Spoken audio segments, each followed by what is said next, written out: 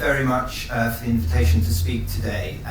As you just heard, we're going to speak around different topics. So my opening topic will be really setting the scene and telling you a little bit about how we really learned about the story of Chemsex through the setting up of a clinic. So I'm going to talk about opening the door to new drug users and new drugs. So, do any of you remember this poster back from the 1980s, Skincare by Heroin? So it was part of a very, very large public health campaign against heroin and subsequently HIV.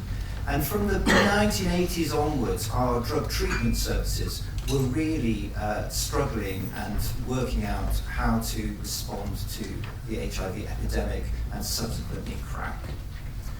The main response from drug treatment services was an expansion of opioid substitution treatment, and so we had an increase, particularly from the 2000s onwards, of methadone and buprenorphine availability.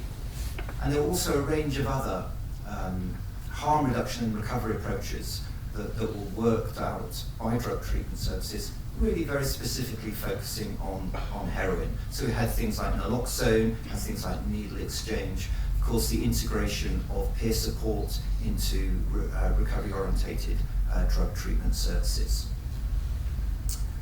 But then around 2010, things actually began to change a little bit. And what began to change was that the drug treatment services in the UK, you started to look at the people who were actually using those services. They were increasingly a group of aging heroin and crack users. So they were aging they started their heroin in the 80s and the 90s, they'd been retained in treatment, and they were continuing to move through treatment and now getting into their late 40s, their 50s, their 60s. So what was happening? Well, if you looked at the UK data, what was happening was people under 25 were turning away from heroin. It wasn't a drug that they were interested in. If you look at these data, you see this dramatic drop in the number of new presentations in people under 25 from about 2010 onwards, not only for heroin, but for crack cocaine as well. So that's great news.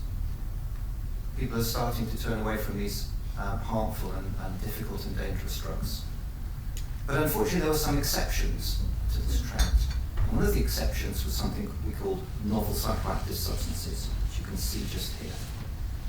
So you could see that or actually you can't see it very well there, but there's a line going from about 2013 when we measured it, steeply going against the trend of all the other drugs.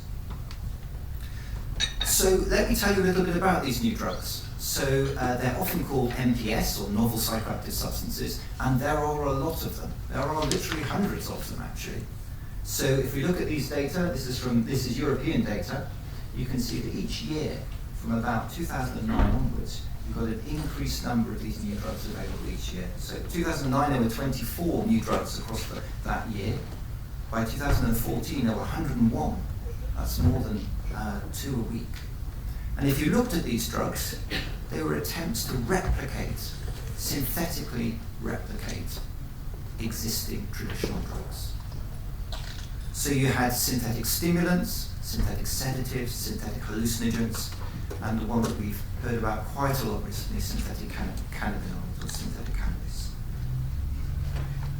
So we have a lot of new drugs. We also have a lot of new harms. And so these are just a very small selection of some of the headlines around these new drugs. And what we tend to see is a headline in a newspaper about a sudden death. So someone goes to a pub and drops dead, and they've taken a substance that's often unknown, often thought to be ecstasy, but actually often turns out to be something else.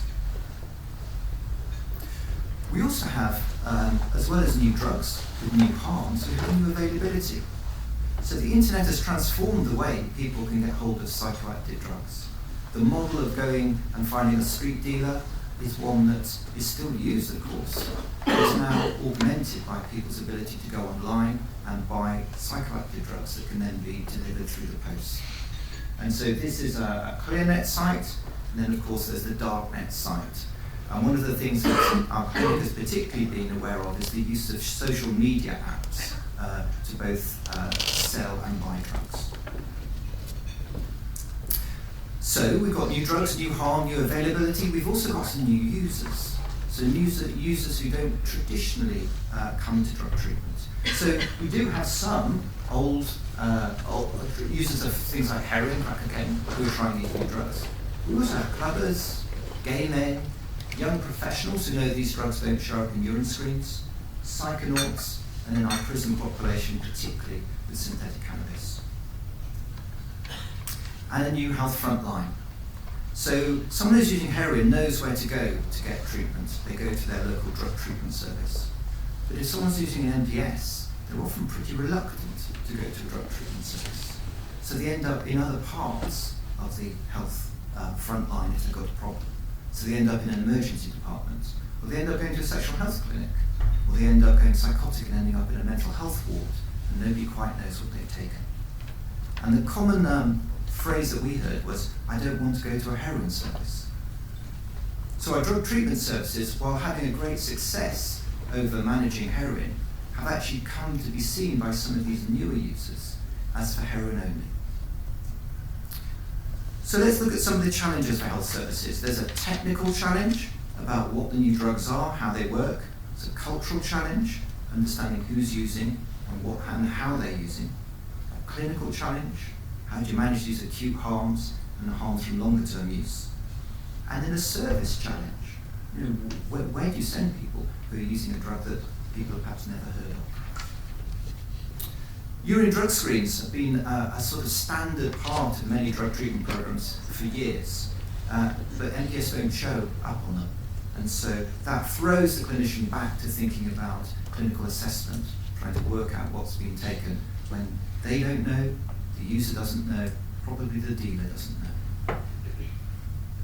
So it was in this context that we set up a clinic specifically for these new users. So it was founded in 2010. It was founded between an organisation called Central Northwest London NHS Foundation Trust and another organisation called Antidote, which was run by London Friends. So what does this clinic do that other clinics perhaps don't? Well, the first thing we thought about engagement. We thought, well, where do we need to go to find the users who are not coming into drug treatment? And so we went to universities, we went to club venues, we went to mental health wards, A&E departments, prisons, and we set up some sexual health pilots to see if we could engage people through those means as well. We quickly realised that the users who we were engaging, who were using NPS, were really quite different to the heroin users that we've been treating for years. For one thing, they all had a smartphone, which was a bit of a surprise. But what we thought as well, they're carrying a smartphone with them. How could we use that to engage them? And so we developed a QR code, very simple QR code. We put it on a sticker, and we put it on in the clubs, in the toilet cubicles of clubs and universities. People can just scan the code. It takes them straight to our website, and they can refer themselves straight from that website in less than 30 seconds. And this proved a very popular way for people to begin to engage and come and ask for help. Now let me tell you a little bit about the clinic. So who works there? Well, we're a tiny team. Most people work sessionally. So we've got 1.5 nurses, half a drug worker, we've got an admin, a manager, 2 days of a psychiatrist, and then also working in the team we have a couple of specialist doctors, a CBT and psychosexual counsellor, staff from Antidote, the Neptune Project, which we don't have time to talk about today, research assistant associated with that. We have a little bit of time from a professor from Imperial College, and then we have senior management from both CNWL and Antidote. So we went out to all these different places and we tried to develop pathways that allowed patients presenting to other parts of the health front line to find us. And actually we did that, we found that was a very successful way, and actually lots of people started self-referring to the clinic. But we also realised that we didn't quite have enough expertise in-house.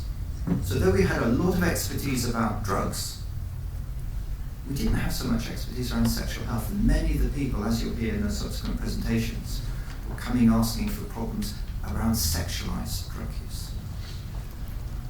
We also realised that we needed more expertise about LGBT issues, that we needed to develop cultural competence to be able to engage people, particularly from MSM communities.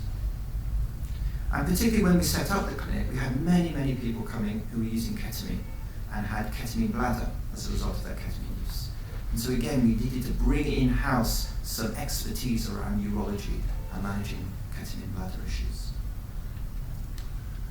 So what does the clinic do? Well, it broadly offers medical, psychological and social assessment and treatment. So we offer things like GPL detoxes, we offer things like psychosexual therapy, and we offer a range of family support, child protection issues, employment and housing. We've also started using mobile phone apps. Again, going back to this phone that people have in their pocket, very powerful tool if it can be used for recovery. So we started using that for people as well. And very quickly we realised that cultural competence was the main thing that was missing from most drug treatment services. It was the competence to be able to talk to a clubber or a gay man about the context of their use and how that was so different from the context of using heroin. So who's attended for help? Well, in fact, all of the groups who I mentioned earlier have attended. So we've seen people come from all of these different areas. We've seen well over 1,000 patients now. And we had some shocks. So when we set the clinic up in 2010, we thought, well, it'll probably be a clinic for people who've used a little bit too much MDMA, who maybe have sort of just on a come down and want a little bit of guidance about how to manage that. What we found instead was that the harms that we were seeing with these new drugs were similar to the harms we see with traditional drugs, like heroin, crack, cocaine. Our main drugs have been mephedrone, ketamine, GHB, methamphetamine, and then the NPS, as I mentioned. And we've seen things around ketamine bladder, mephedrone and methamphetamine psychosis.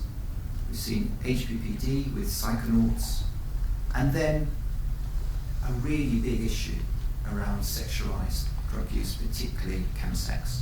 And the next two speakers are going to talk about this in detail, but just to give you some headlines, what we found was an untapped population, most of whom had not been in treatment before, who were using, often by injection, who were using very regularly in a sexual context, had very high levels of HIV.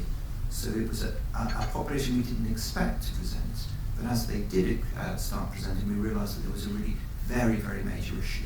And this was back in 2010, and so what we've seen over the last 7 years is this issue of chemsex has become more and more recognized, and people are now beginning to think about appropriate responses. So our typical user is a clubber, or more likely MSM, or both. Late 20s to early 40s, usually in work, using at least one drug, and usually this unholy trinity of G, mephedrone and methamphetamine. And it almost all started saying, well, I started recreationally, having fun, it was great fun, but actually I've now got problems. And the sort of key problems we would hear about were, I'm dependent on the drug, my life's gone out of control, I'm now having problems at work, my relationships are breaking down, my mental health is suffering. Those are the common reasons for coming into treatment. Just a word on outcomes. So in the UK we have a system called NDTMS, which measures outcomes across drug treatment services. The outcomes are around 40% for people in drug treatment. And what we realised quite quickly was the social capital and recovery capital of the people coming through the door of the club clinic was higher. People were in work, people did have social networks, people did have a psychological approach to treatment.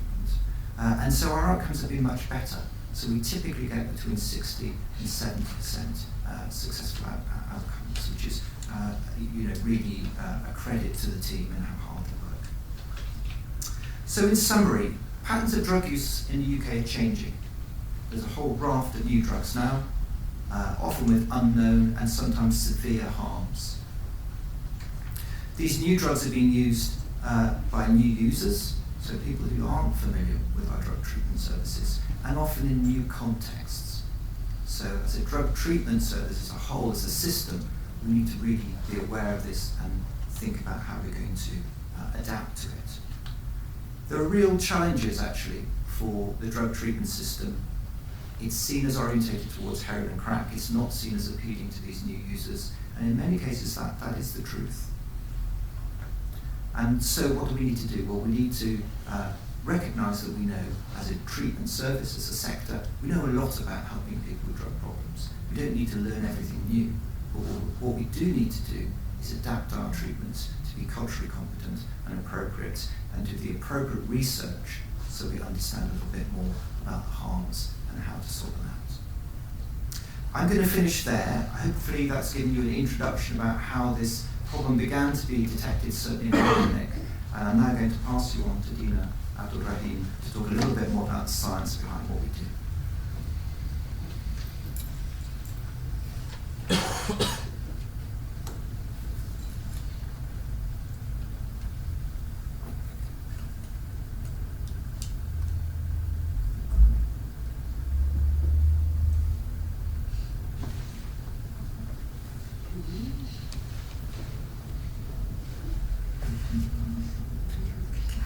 Hello, my name is Dima, as Owen said. I'm here today to talk about drug use in a sexual context and to look specifically at issues relating to chemsex. My talk today, what I will do is I'll start with the more general. I will talk a bit about the prevalent rate of drug use among gay, lesbian and trans population, LGBT for short, and specifically among drug use among gay men or other men who have sex with men. And again, excuse me for this sort of jargon, I will use sometimes the word MSM because it's quicker. I will talk about as well reasons or what we think is linked, the factors that are linked to elevated prevalence rate, and then I will move on to talk about harms in general associated with these populations, but focus more around drug harms that are associated with drug use in a sexual context. And I will leave it to my colleague Neil to talk about specific issues of working directly of practice in a clinical setting. Now, the first thing I want to say is, why are we focusing on drug use among gay men and other men who have sex with men? I think there is now increasing evidence that there are three distinct but also overlapping areas in which gay men bear a disproportionate burden of ill health. And these are sexual health, notably HIV infection, as you know, but also mental health and the use of drugs, alcohol and tobacco. Now, I will focus today on drugs, but just to remind you a bit of the wider mental health context. As you probably know, the latest UK household longitudinal studies has shown that men who have sex with men are twice as likely to be depressed or to be anxious in comparison to their heterosexual counterparts. Similarly, we know from research evidence in the UK that adolescents are at significantly greater risk of depressive symptoms and suicide ideation than are their heterosexual adolescents. And of course, as you well know, just to remind you that gay communities continue to bear the greatest brunt of HIV transmission in the UK. Now, having said that, let me focus now on drugs. There is UK and international evidence that sort of clearly shows that people who are gay, transsexual and bisexual are significantly more likely to use drugs than the general population. Now, in the UK, the largest sort of set of data we have, population level data we have, comes from something which we call the Crime Survey of England and Wales, which happens yearly, and which has in some years looked at issues of sexuality as part of the data on prevalence of drug use. Now, there are some limitations to the data. They are not huge, but they're certainly good enough to give us a very good idea of what's going on. And as you see in this chart, people who are gay, lesbian, or bisexual are significantly more likely to use than their sexual counterpart. As you see here, almost 30% versus less than 10%, which is significant differences. If you look more into detail, I think what we now know is that the use of drugs is particularly high among gay men and other men who have sex with men. And this is, as you can see here, people who describe themselves as gay or bisexual, or men who describe themselves as gay or bisexual, were 3 times as likely to report drug use than their heterosexual counterparts. That's another slide that shows you drug use among gay men versus sort of straight men.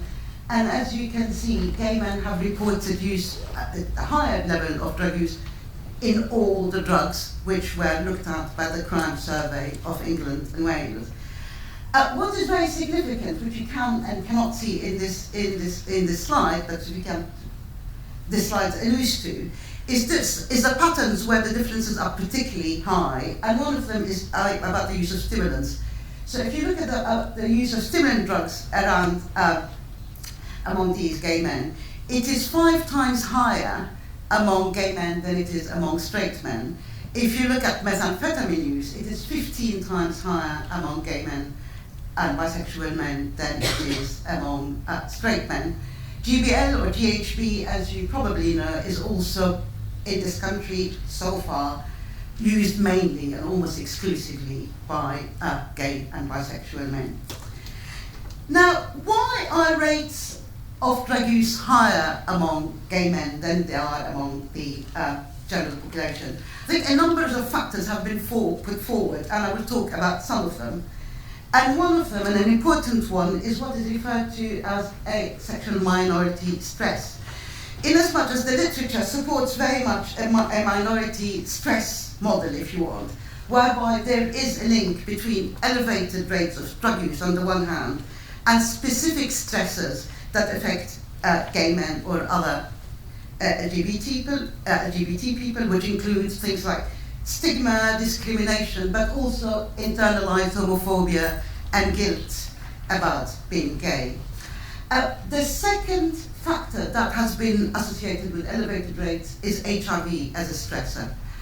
Now, there is a lot of evidence that HIV works very much as a stressor associated with elevated levels of drug use.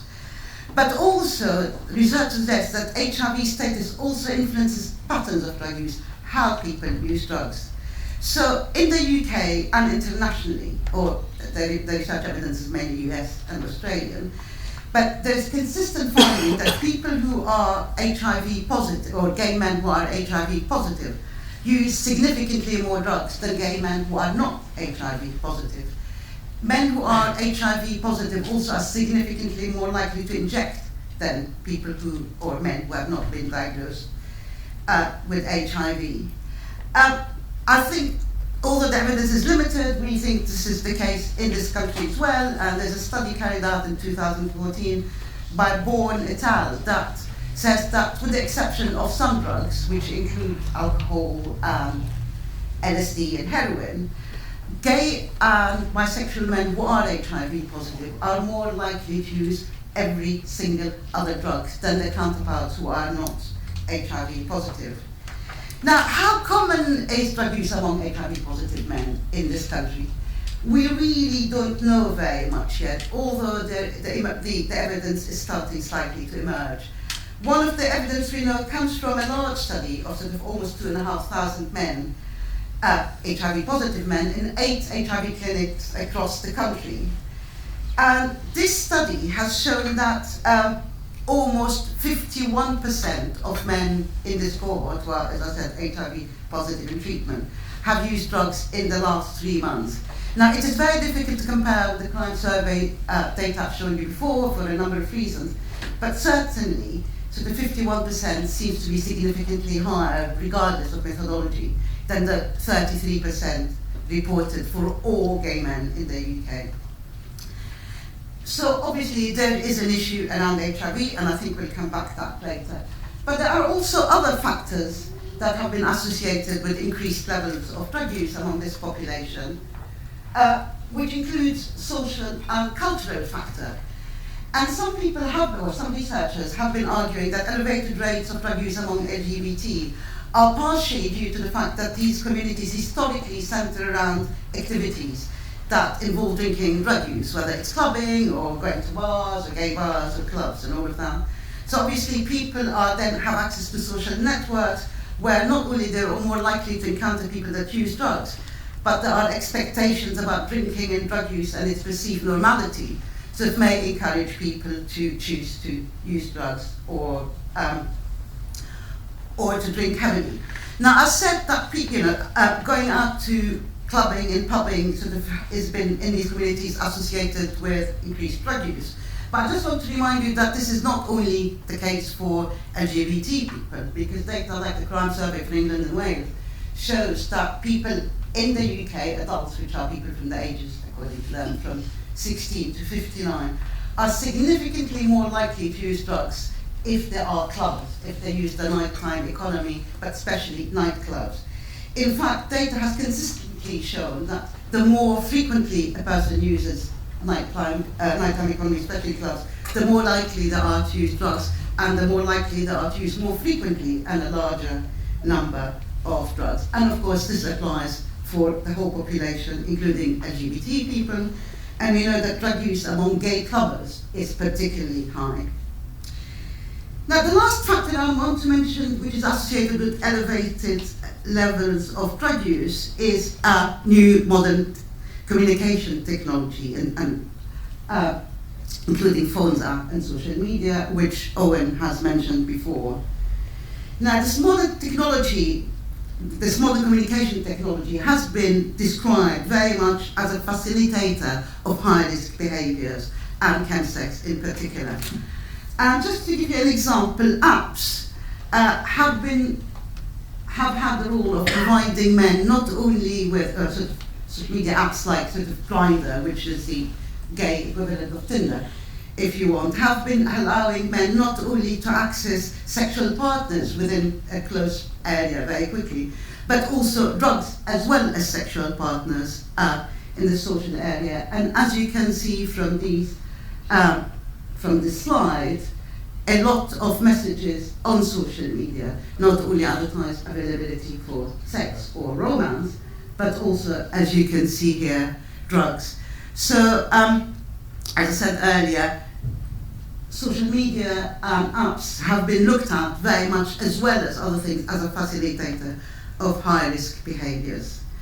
Now, this sort of leads me into talking about drug harms, which is something I'm sure that all of you work in and I'm very familiar with. Now, as you well know, the majority of gay men who use drugs will do so in a way that will not lead to disastrous health effects. But some will suffer from consequences or harm related to these drugs that can be acute harms or chronic harms, and some of it, of course, as you well know, can be severe and long-term, including sort of harmful independent use. Now, data from the UK on people in drug treatment and sexual orientation are limited. We do not have a huge amount of data, but there's something called National Drug Treatment Monitoring System, NDTMS, which Owen mentioned earlier, that looks at drug treatment across all of England, and has looked at sexuality. Now, the data are very not very robust. We cannot take them as written in stone, but they certainly show important trends which we know are happening. And for example, in comparison to heterosexual men who are in drug treatment and who describe themselves as gay are significantly more likely to present with a problem amphetamine type substance, or a problem related to drugs that are amphetamine type substances, which includes methamphetamine. And for example, as you can see here, 32% of gay clients in drug services in England report for substances that are stimulant substances, as opposed to 7% of heterosexual sort of men in the UK. Similarly, GHB, as I said earlier, is almost exclusively now, for the time being, used by gay men, and same for treatment. But what is also interesting, there are sort of differences that NDTMS has identified interesting differences about different routes of consumption between the various groups. And what is interesting is that when you look at the use of non-opiate drugs, gay men were significantly more likely to inject these non-opiate drugs than straight men. In other words, gay men were significantly more likely to inject stimulants than were heterosexual men. And as you can see here, the differences are quite big and certainly statistically significant difference, but 16% and 3%. Now, what about sort of you ask the risk of drug use in a sexual context? Now, to go more into detail into that, there is no UK evidence around that, or that is very limited, especially in terms of people who are in drug treatment services.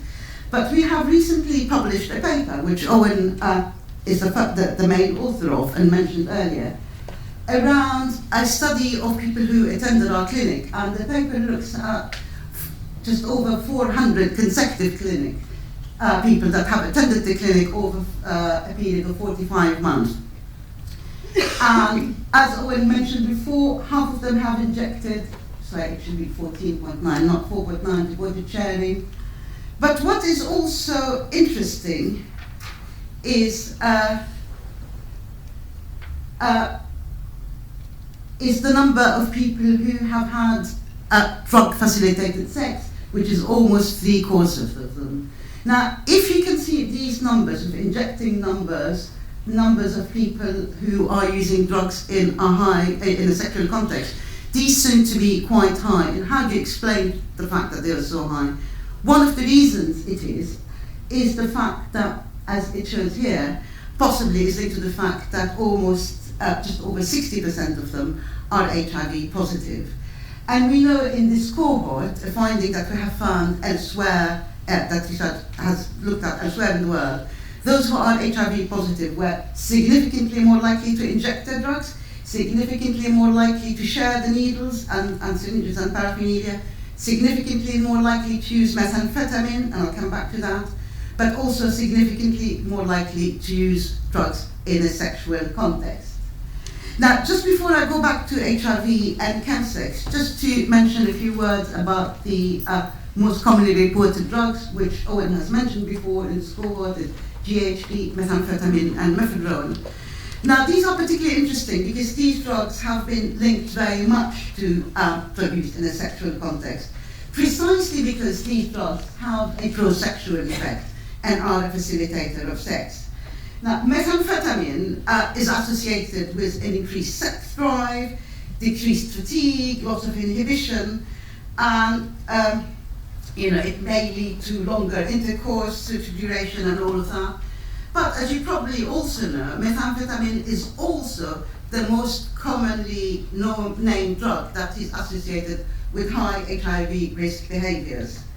Now, international studies show that in comparison to people who use any other drug, methamphetamine is a very strong predictor of condomless sex among gay men, for example. Methamphetamine use is also associated with an increased incidence of HIV. We also know from international evidence that, as I said earlier, men who are HIV positive are much more likely to use and inject methamphetamine than people who are not, even HIV positive men who are not using methamphetamine. The second one I want to mention is methadone, and we know a bit less or much less about methadone, but we also know that methadone has a pro-sexual effect, and it is used by people in chemsex for its sexual effect about increasing performance and all of that. There is in the UK, and finally, GHB, which again is used in a sexual context, but also has been associated not only with high risk, but with also vulnerability. The use of GHB is associated with the loss of consciousness, which can be common. So we have a lot of reports of young, or not very young, gay men reported that they have been taken advantage of in the context of chemsex, for example, with other men penetrating them at a time when they were not conscious and not giving their consent. Now let me move on then to drug use and sexual behavior or chemsex. Of course, when we are talking about drug use in a sexual context, we are not talking about a single phenomenon or a same level of risk. A lot of people do use drugs in sex, whether it's alcohol and always done so. But chemsex is a particular pattern of drug use, or a term that's possibly still ill-defined, but is used to describe sex that occurs between men who are under the influence of drugs immediately preceding or during a sexual session, and the 3 drugs that are used for chemsex currently are the ones I mentioned before. Now, a chemsex party takes usually place in a private residence, but what is important is that the primary function of the chemsex party is group sexual interaction.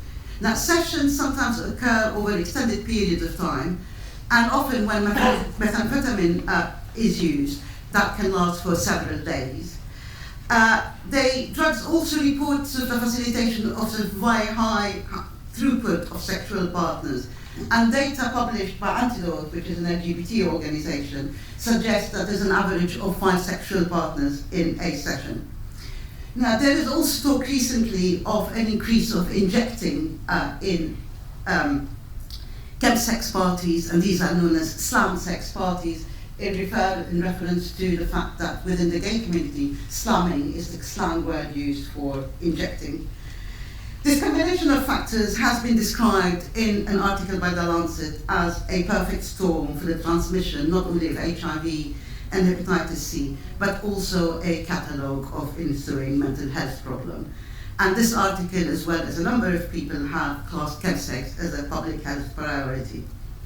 Now, how we're talking about chemsex, how common it is, how prevalent it is. Again, we really don't know very much yet. And what we know in the UK is, again, sort of much more about the prevalence of chemsex among HIV positive men. And that's partially because this is where the research has been done, and that's where we know. However, having said that, the research, the international research, does show that people who are HIV positive, as I mentioned earlier, are much more likely to engage in chemsex than those who are not. And the paper, which is authored by Owen, which I mentioned earlier, although we cannot generalize from it, it's a smallish cohort of 500 men, but it does show that men who are living with HIV were twice as likely to have chemsex than men who did not have an HIV diagnosis. Now, as I said, research has been carried out among HIV positive men, and then we are starting to have a slight idea about what happens and how common it is. Now, there's been a study carried out, and that's the study among a cohort of 550-ish men in 30 HIV clinics in England and Wales. And this has shown that a third of the clients, HIV positive clients of HIV treatment services, have had chemsex, and 10% have reported slam sex or injecting within the context of chemsex. Now, if you look at the implications of that, as found by here, the study has found that, you will not be surprised, that chemsex is associated with an increase of unprotected sex, increase of unprotected sex with somebody who may have a different HIV status. But what is important, it's associated with increased risk of any STI, any sexually transmitted infection. It's associated with increased risk of gonorrhea, and associated with an increased risk of hepatitis C infection. Slam sex or injecting within a sexual context has been associated with increase of any sexually transmitted infection, but also of multiple sexually transmitted infection, of chlamydia and of hepatitis C. Now, what's also interesting in this study is the study slightly looked at the characteristics of people involved, and just to remind you, these are all HIV positive men, the characteristics of men that are engaged in chemsex as opposed to those who are not. And it shows, interestingly, that people who are engaging in chemsex tend to be in the 35, sort of 54 age group, rather than the younger or the older. Why, we do not know, but certainly data seems to indicate this way. They are more likely to live in London, but they also are more likely to have been diagnosed with depression or anxiety, more likely to be smokers, and more likely to use drugs outside sex. The study found no other association with anything else, such as region of birth, education level, employment, whether a person had a main partner or not. Let me now sort of finish where I started. As you remember, the first thing I mentioned was there are three distinct but overlapping areas which gay men bear a disproportionate burden of ill health, which are sexual health, mental health, and the use of alcohol, tobacco, and drugs. And as you can see here with the highlights, certainly chemsex is a pattern of behaviour that sits at the intersection of these sort of problems and these health burden. And obviously, I think one of the conclusions that should be made is that all these three issues should be looked at together as part of the same intervention when it comes to clinical practice, and that's what Neil will be talking to us about. Now, finally, let me conclude by saying that although I have been saying that chemsex is a public health concern, it is also extremely important that we do not use this information to sort of stereotype or stigmatise or pathologise gay men or sensationalise the issue, because as you know, the majority of gay men do not use substances, and the majority, even among those who use substances, it is only a minority that sort of engages in, that take part in chemsex. What is important to remember is that discrimination and stigma, as lived by minority groups, including sexual minorities, provide a context in which harm is developed. And the experience of health inequalities, including barriers to accessing care, is often related to group membership. There is documented evidence that gay men and LGBT people in general are less likely than the general population to seek help for a range of health and social care problems from a range of services. They are also less likely to reveal their sexual identity to those providing care, even when they think this is essential to deal with the intervention. As you know, there is anecdotal evidence that gay men and MSM are reluctant to come to drug treatment services, which they think do not understand their needs. Obviously, lesbian, gay, bisexual and trans people are entitled to quality care that is provided in a safe, appropriate environment, and are entitled to good health and well-being. And this requires a workforce that have LGBT understanding and competence, but most importantly, that can make LGBT people feel safe, understood, visible, and able to disclose sensitive information. And I will stop on a positive note. There's evidence, mainly from the States, that treatment and effective drug treatment can produce good outcomes both on drug use and sexual health. And there is evidence that good interventions can modify both these aspects, drug use and sexual behaviour, and can teach people to have sober sex again. Thank you very much.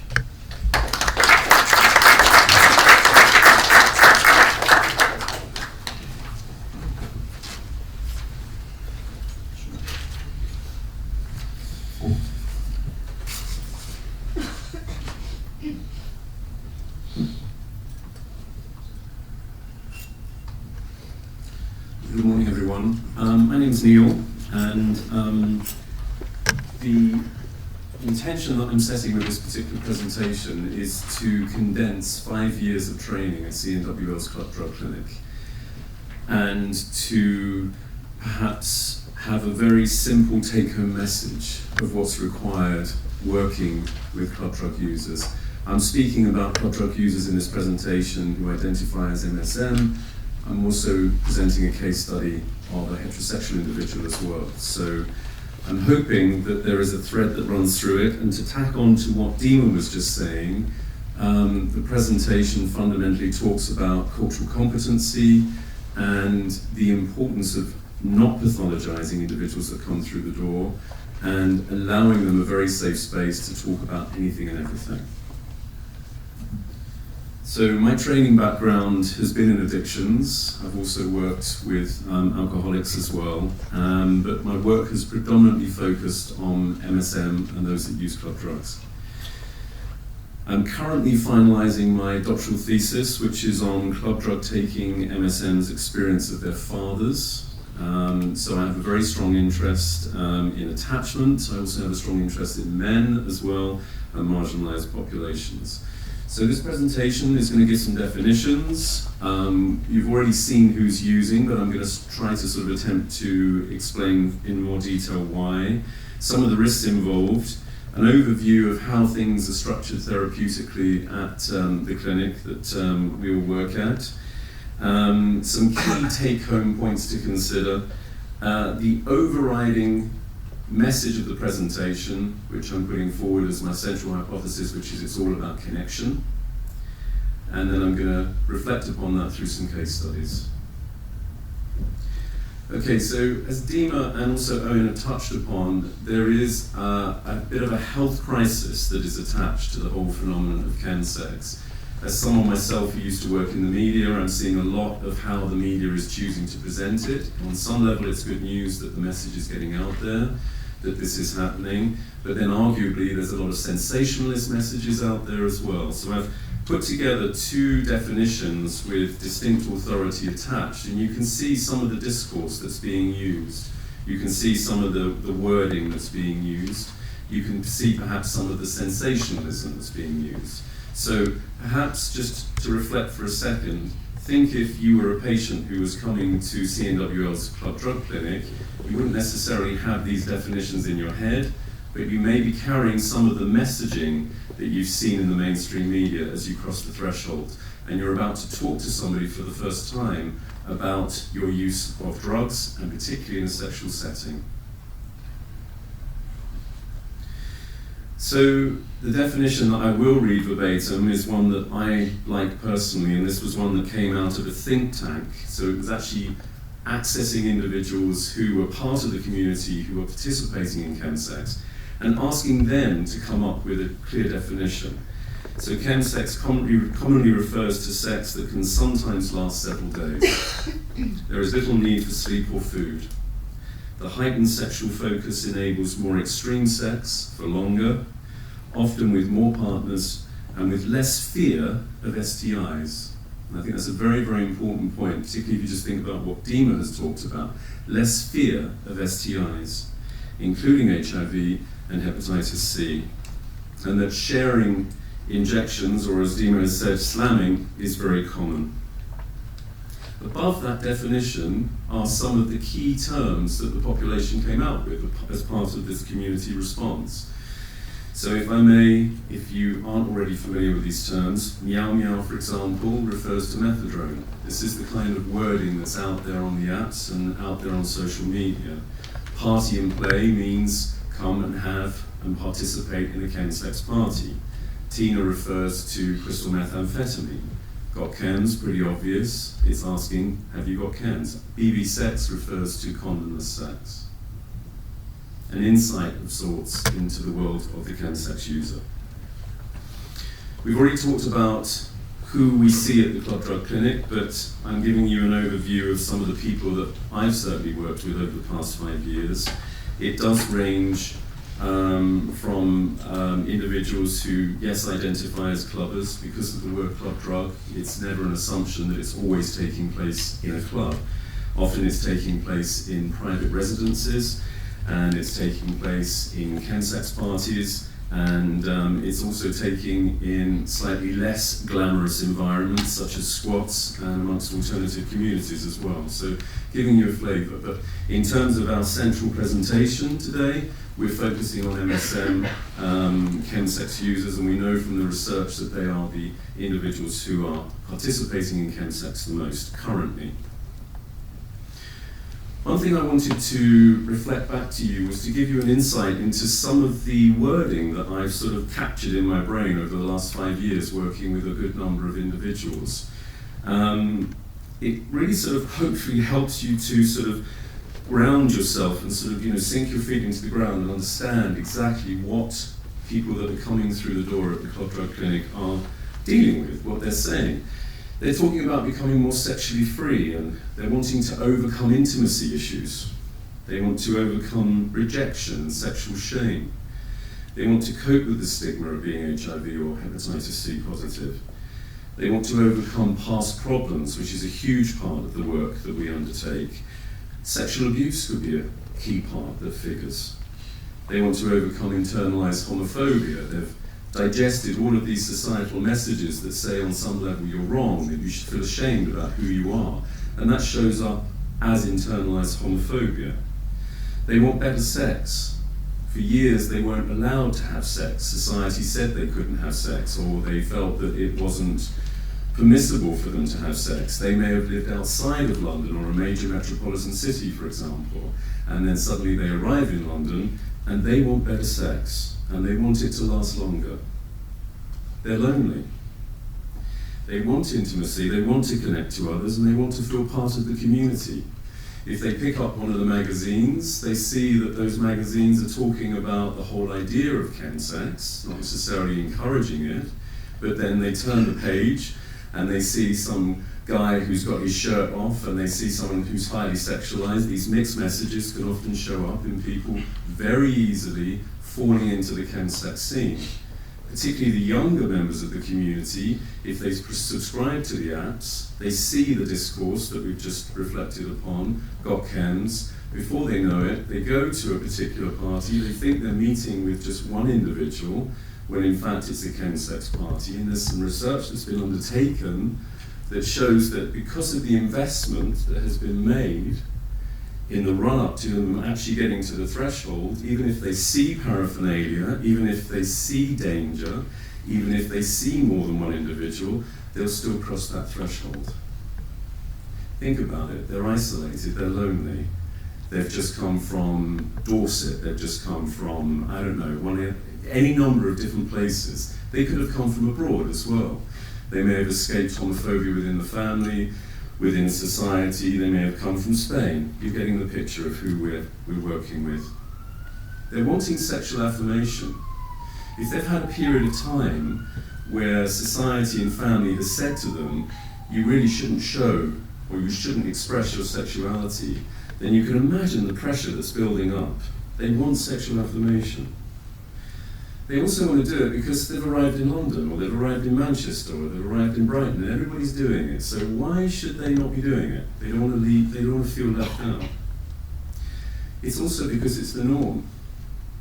If you're accessing the community, and you know that bars and clubs are shutting left, right, and centre, you know that cafes are shutting, that's the norm.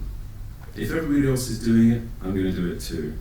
And when they do start to build communities, or if they have developed communities, there's peer pressure. Everybody's saying, well, I'm doing it too, so why shouldn't you? Hopefully I'm painting a picture of what's inside people's heads when they arrive at the clinic.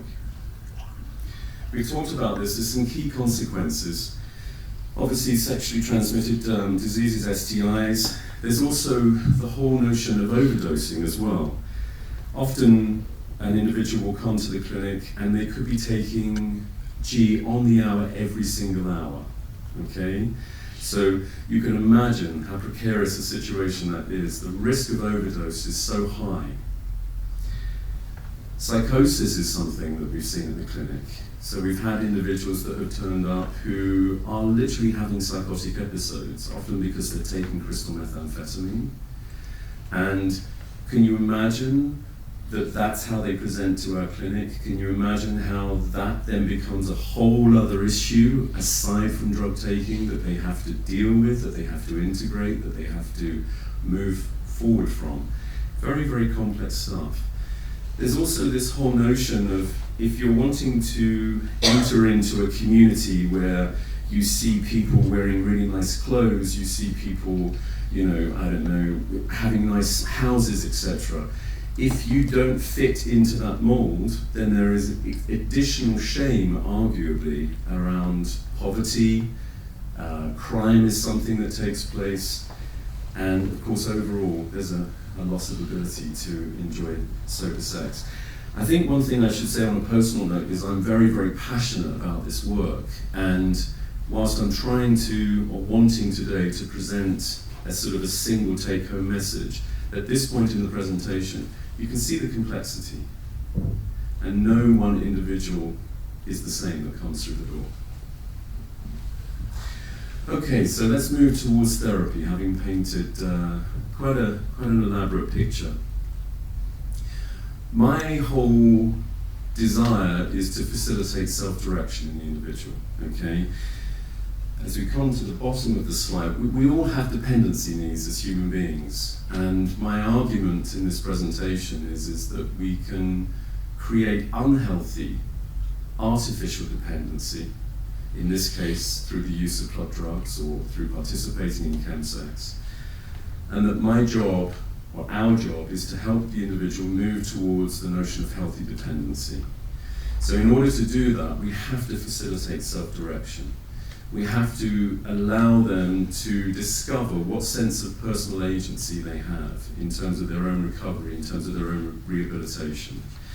So I practice 3 different approaches at the clinic, namely CBT, or cognitive behavioral therapy, systemic therapy, where we look at the family system, we look at the origin, how the individual grew up, and how they use that on some level, arguably, in the system that they're currently in. We all have a system. Everybody in this room lives in a system. And I also practice person-centered as well. And I think that just in terms of taking each of those 3 just a gentle step further, cognitive behavioral therapy is very much about collaboration. We're a team as soon as we start working together. With systemic, it's very much about moving towards or moving away from a system of origin towards repopulating the genogram, and I'll come on to illustrate all of this later in the presentation. And if I'm working in a person-centered capacity, it's about reinforcing and affirming all of the positive and the good change that's taking place. And the overall goal, to create inclusion, to create connection in a healthy way. So to give you an oversight of how things are structured at the clinic, essentially an individual will work with a key worker on presentation. They may still be using, they may be using very, very chaotically, but we don't turn people away at that point. We say, come and work with us. And then once they have stabilized, then they can move on to more in-depth psychological therapy, and that can involve working with a family therapist, or it can involve working with somebody like myself. So again, just to give a quick overview, with CBT it's no more than 16 sessions. They could be chaotic, they could be using. With systemic it's more long-term, they're more inclined to be abstinent. With person-centered, they get to decide the duration, they're typically abstinent. And then one of the things that I also do is I practice a combination of all 3 according to the presentation, and we call that assimilative, so it varies accordingly. And often that can be because somebody's stuck. So I might start out using pure CBT with a little bit of systemic, or there might be some person-centered in there, and move them more towards pure systemic therapy. All right, some of this we've already covered, but I think it's really key and it's really fundamental, because as we continue to sort of put our feet firmly on the ground here and get very grounded in terms of trying to get into the heads of the individuals that we're working with, minority stress is absolutely fundamental. Okay, so it's about moving away from, by listening to, by accommodating, and by therapy, from a therapeutic standpoint, healing that minority stress, and moving towards a whole sense of being outside of the club drug scene and being understood. And that's really essentially what cultural competency is. So it's key that we understand the world of the individual that comes through the door. It doesn't mean that we have to side with that world, it just means that we need to be able to be very understanding, because people pick up on it, believe me. They pick up on the nuance, to be understanding and to be compassionate of their world. Key to all of this is to be non-pathologizing. Men in particular struggle in accessing therapy. They're notoriously bad, particularly in this country. Okay? So imagine the stigma that's involved with somebody coming across the clinic door. The last thing they want is they want somebody to be giving some kind of formal diagnosis of such, or if that needs to be given, fine, focusing on that rather than where there is the scope to grow and to recover from taking club drugs. So validating their world is very important as well. As I've said, one of my key interests is attachment. So I really try to understand the individual's attachment menu, should we say, by looking at their family, by looking at society, and also looking at cultural as well. So, for example, if they grew up in a metropolitan city, then you can argue then that they wouldn't have necessarily been exposed to some of the more negative attachment messages. If they'd grown up in a rural village somewhere in Sussex, then they probably would have experienced repeated homophobia, repeated negative messages about their sexuality, for example. These are very, very important things. This is the currency that one works with in terms of starting to make behavioural change. It really is about acknowledging, in the case of MSM, that we do live in a heterosexist world, and that isn't by any means a judgment of sorts. It's an observation, it's a fact. So again, there's the impact of that, the fact that people have internalized these heterosexist messages for X number of years. It's not about saying that's not how it should be, it's just about trying to understand the impact of that on the individual. To what extent have they internalized that? How has that affected their attachment? We're in the business of helping them to reconnect in a healthy way. This is absolutely key. Racial prejudice is key as well. So too is sexism. Okay? So some of the female clients that I've worked with, heterosexual or otherwise, they may have experienced profound sexism. They may have come from abroad. They may have come again from a rural setting. All of these things are very, very important. One of the huge aspects of the work that I do in particular is what I call depth work. So I am inclined to be working with individuals who've experienced a lot of trauma. So think of it for a second. They're not just coming to a clinic to deal with their club drug use, they're also coming to a clinic to possibly for the first time talk about some very, very deep trauma. So we're moving on from societal and familial attachment messages, and we're moving towards instead sexual abuse. They may have been raped, okay? They may have been physically beaten, they may have been in a domestically violent relationship, okay? All these are very important phenomena. And I'll just go through this very quickly. Professor Martin Milton talks about microaggressions, the daily microaggressions, whether it be a shameful look, whatever that may be. But all of these build up. So let's be clear. We're talking about the fact that drugs are a means by which the individual can overcome stresses. So all of these things need to be called out if we stand a chance of making a behavioural change. Intersectionality is something that I think is particularly important, because if I'm gay and I'm black, I'm dealing with two different phenomena, okay? If I'm bisexual and I'm a man, I'm dealing with two different phenomena, okay? All of these have impact, but at this point in the presentation, I'm really trying to sort of take out or tease out all those different threads that's so important for the piece of work. Big question for the individual that's taking drugs. Who will I be when I stop taking drugs? I've worked with individuals who have been using drugs for sometimes 15 years, okay, and now have moved into the Chemsex scene. A fundamental question that they ask themselves is, who am I actually going to be when I stop taking drugs? It's become part of the identity, it's become part of the daily regime. So, let me be clear. They need to be heard, and we need to formulate, we need to hypothesize collaboratively, we need to come up with a perspective, and we need to locate the general problem of distress. It has to be located.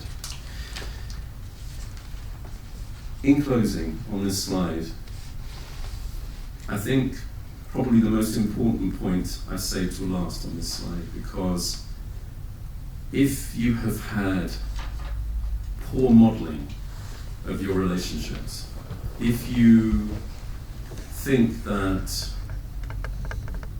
your means of connecting with people is in a situation where you run an enormous exposure to risk, where you feel that your feelings don't matter, or that you cannot be, or that you shouldn't be heard, the therapeutic relationship that's established with the individual is absolutely fundamental.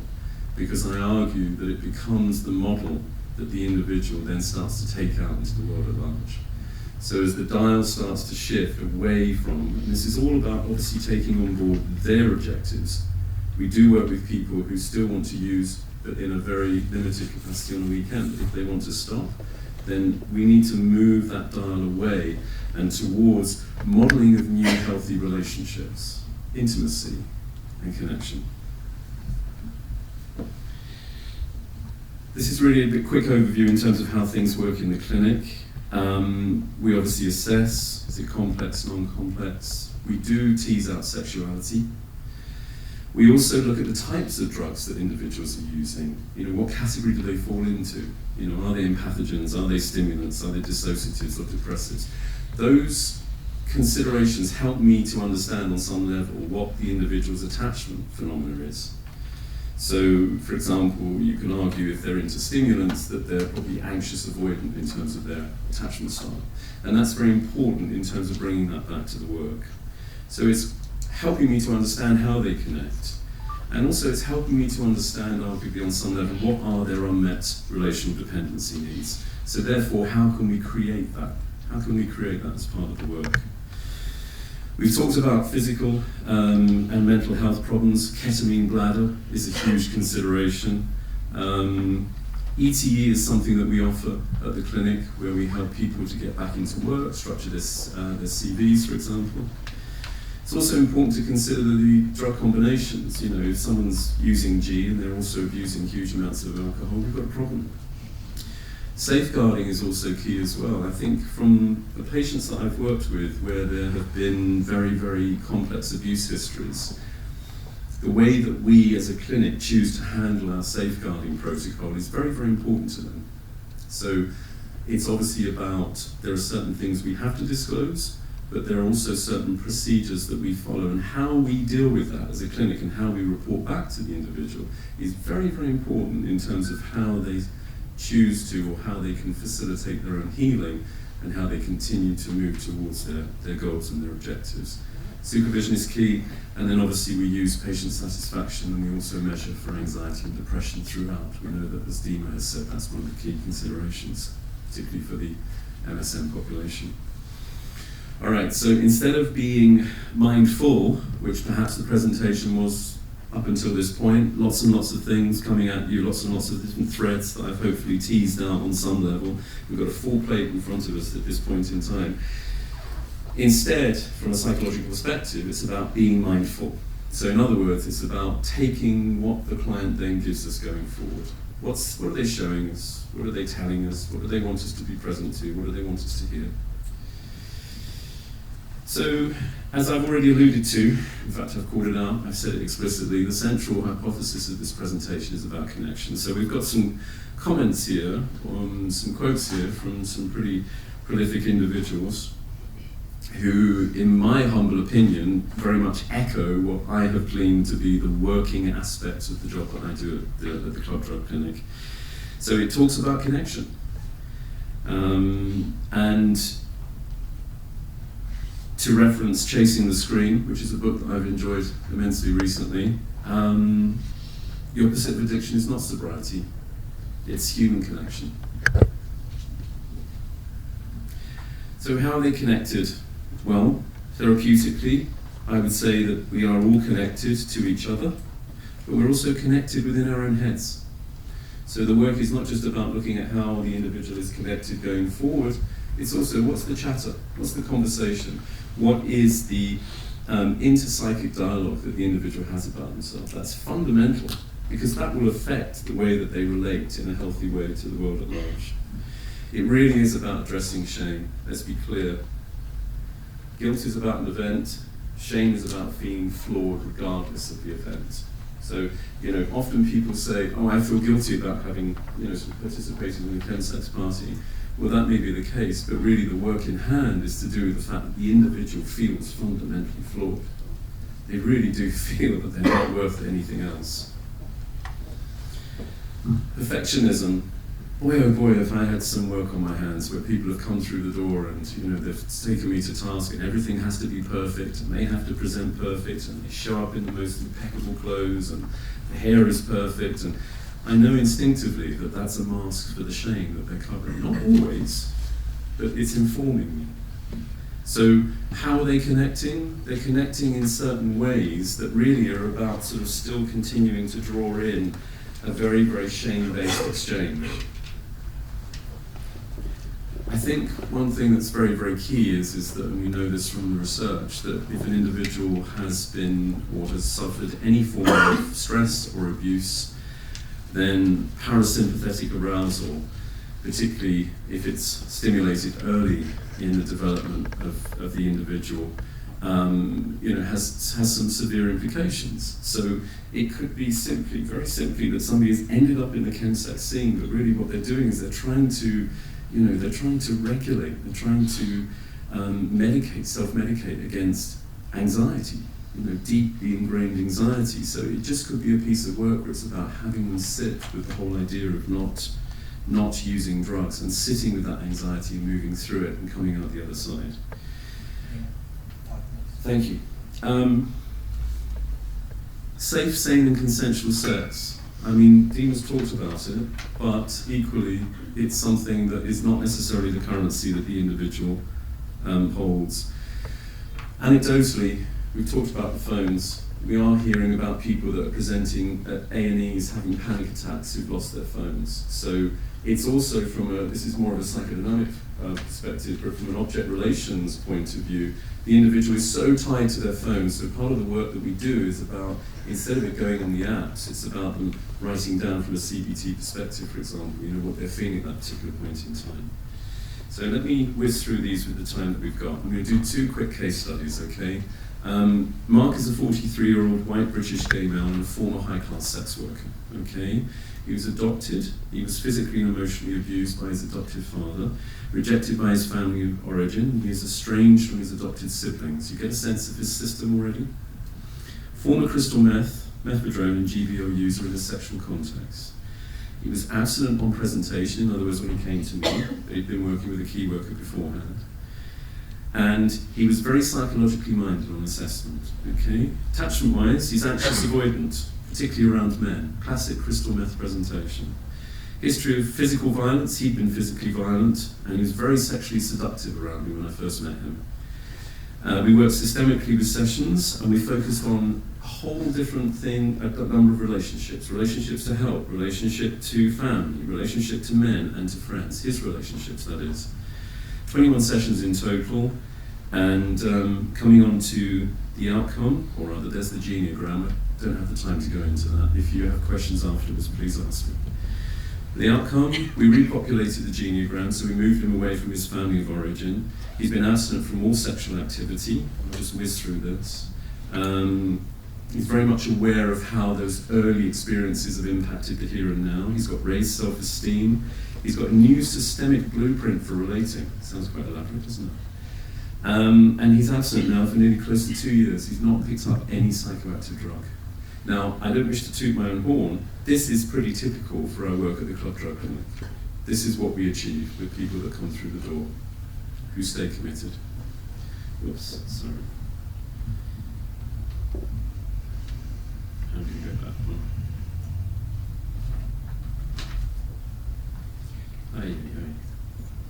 Sorry about this.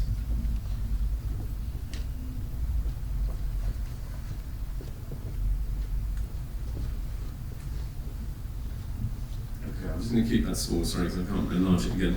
Neil, if you just click on that little icon there. This one here. Just that one. Thank you. You can tell I'm a Mac now, can't you? Okay, just to give you a quick overview of a heterosexual presentation. 23-year-old Polish female, also a performance artist, abusing amphetamines daily. You get a sense just by reading through of some of her biography. She allows herself to be cut, and she's now translated this to Copenhagen and other European cities, and she's in the process of extrapolating herself from the techno scene. Worked using CBT, but used also a bit of systemic as well. 12 sessions of CBT. She didn't want to stop. She just wanted to regulate how much she used on the weekend. So greater awareness of some of those early experiences, greater ability to be able to regulate her feelings. Very much key to the work was understanding how her father used coding, and how she would emotionally numb through relational pain, and very mindful at the time, just very, very quickly I used Bowen theory and the triangulation aspect with her so that she came to understand, because she was replicating that in the world at large. So she was acting out against perceived authority, because in a triangular context there was the very dictatorial mother, and then there was the very kind of weak father, and she was sort of oscillating between the two. She found her sense of identity in the midst of it all. That's it. Passion took over.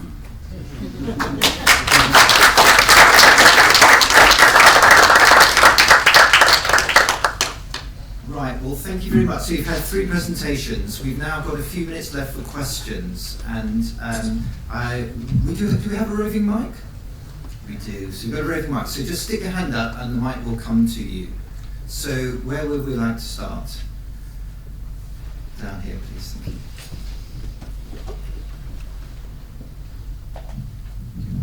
Thanks very much, it's really interesting.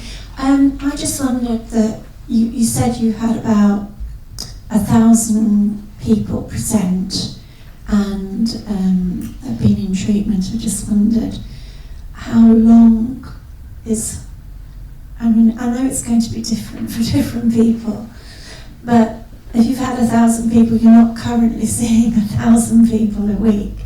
So what's the sort of wave that you go through? And also, having had this specific clinic for quite a few years now, do you think there are any lessons that have been learned that can be fed back to the more traditional clinics that we have? Yeah, thank you very much. Length of time in treatment. Do you want to start, Neil? Do you want to start with length of time in treatment? From my perspective, obviously, it can range from anywhere from 16 weeks CBT right up to perhaps an extensive piece of systemic work that could range for about 18 months maximum. But that's really pushing it to the limit in terms of that feeding back to other clinics. And I think the way that sort of healthcare is changing, particularly within the NHS, I would probably be more inclined to lean towards the 16 weeks in terms of psychological support. So that would be my response. Anything to add about what we've learned that could be? You know what, I heard that question, and the first thing that came to mind, and this is really where Owen should take some credit, is I think I hope this doesn't sound pompous, but I think we got it right quite quickly. And I think that in terms of what we have learned is that we've learned to very much honour the human experience of every single person that comes through the door, and that's unique as well. As I sort of deal more with the research than sort of real life people, maybe I'll leave that question too. Real life people. Research does show that 12 weeks is the minimum time that is required to make generally to produce good outcome in an intervention. Yeah, in terms of what learning could be fed to other clinics, this is very interesting. I could talk for hours about this, but let's just start with the waiting room. So that's most people's first experience of any venue. So they come in, they say hello to someone on the front desk, and then they go and sit in the waiting room. And we spent a long time thinking about our waiting room, actually, based on feedback from people.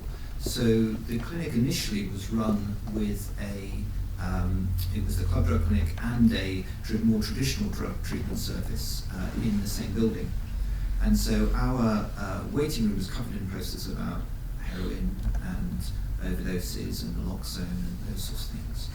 And we had very strong feedback from our club drug clinic that they just felt they were in the wrong place.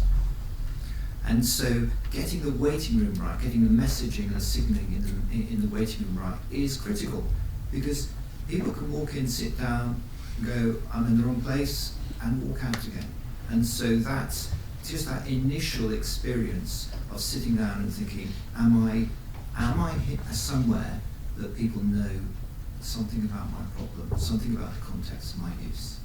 Now, what some clinics have done is they've gone and put rainbow flags all over their clinic, and that's not the right thing. That's just a sort of very sort of blunt way to try and put things right. It has to be much more subtle than that. So it's important messaging around some of the really specific things. And Neil, I don't know, you've done quite a bit of thinking about our way to. Do you want to talk a little bit about that? Well, the thing that springs to mind on this point, actually, and this does go back to when we sort of opened the clinic, I think, there is a signature paper that talks about how important the individuals that the client meets on first contact with the clinic, how fundamentally important that is in terms of it dictating the length of their engagement with the clinic going forward. So on that, one thing that I've always been particularly mindful of, and of course I don't disclose to the front desk what's going on in terms of the intricacies with my clients, but I will give them the heads up if a client's having a tough time, for example. So I've always, in a somewhat kind of sort of taking care way, I've always really honoured and cherished the front desk. But to address Owen's point specifically, I think that we do now have the benefit of having somebody who's a former service user as our service representative, and they have been terrific in terms of really being able to say to us, with the floodgates open, do you know what, you really got that bit wrong, you really got that wrong, in terms of, for example, the configuration of the seating. So the fact currently, people are all sat around looking at each other, and that perhaps you should section it off so people, if they are just literally, they've found the courage to walk through that door, they might not want to engage with somebody until they actually meet that clinician firsthand. So I could talk about this as a whole subject, but yeah. Another question down here. You still have the mic? Okay, just come in.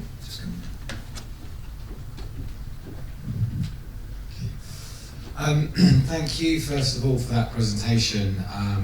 I am a gay man who works across many of the services that have been mentioned.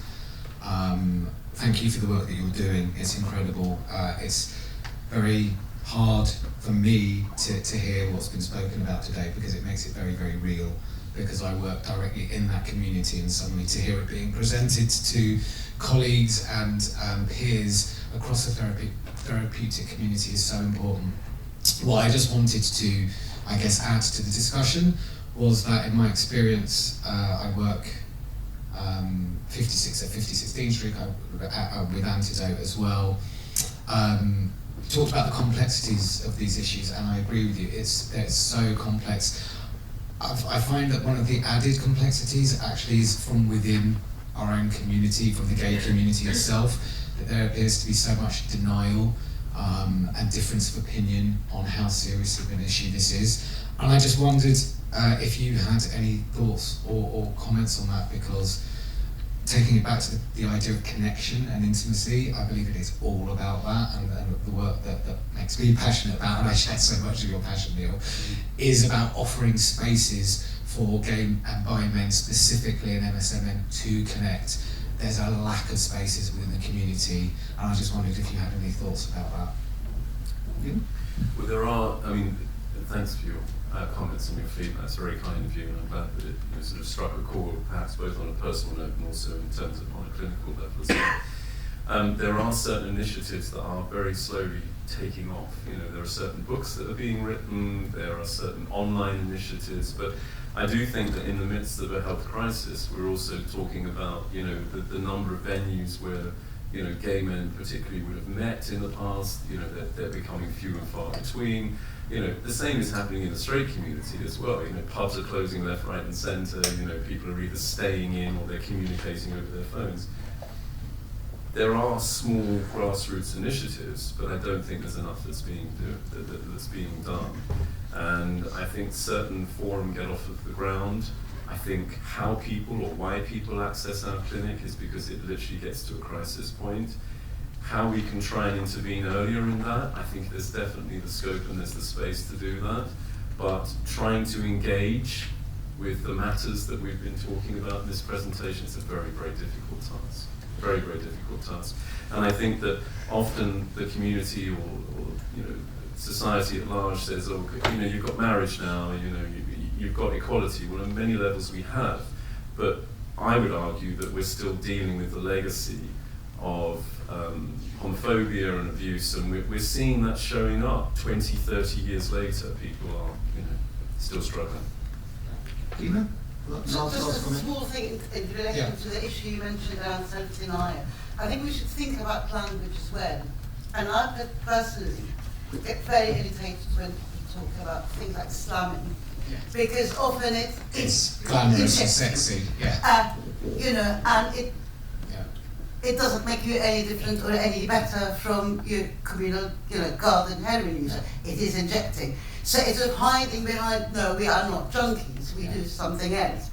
That needs to be addressed, certainly from within. So many of my clients, sorry, can I just really quickly say, so many of my clients say that. They say, well, I'm not a junkie, I'm not a heroin addict because I slam and I do it at a sex party. And it's like, I challenge that, well, it's the same thing. No, it's the same thing. Absolutely. And that, just to say, that book that was mentioned, there is a really good book that I would suggest called How to Be Gay and Happy by Matthew Todd. It's an incredible book and covers a lot of this stuff. Sorry, plug over. Right, well, thank you very much. If you could join me in thanking our speakers, and I hope that's been a useful and interesting session for you.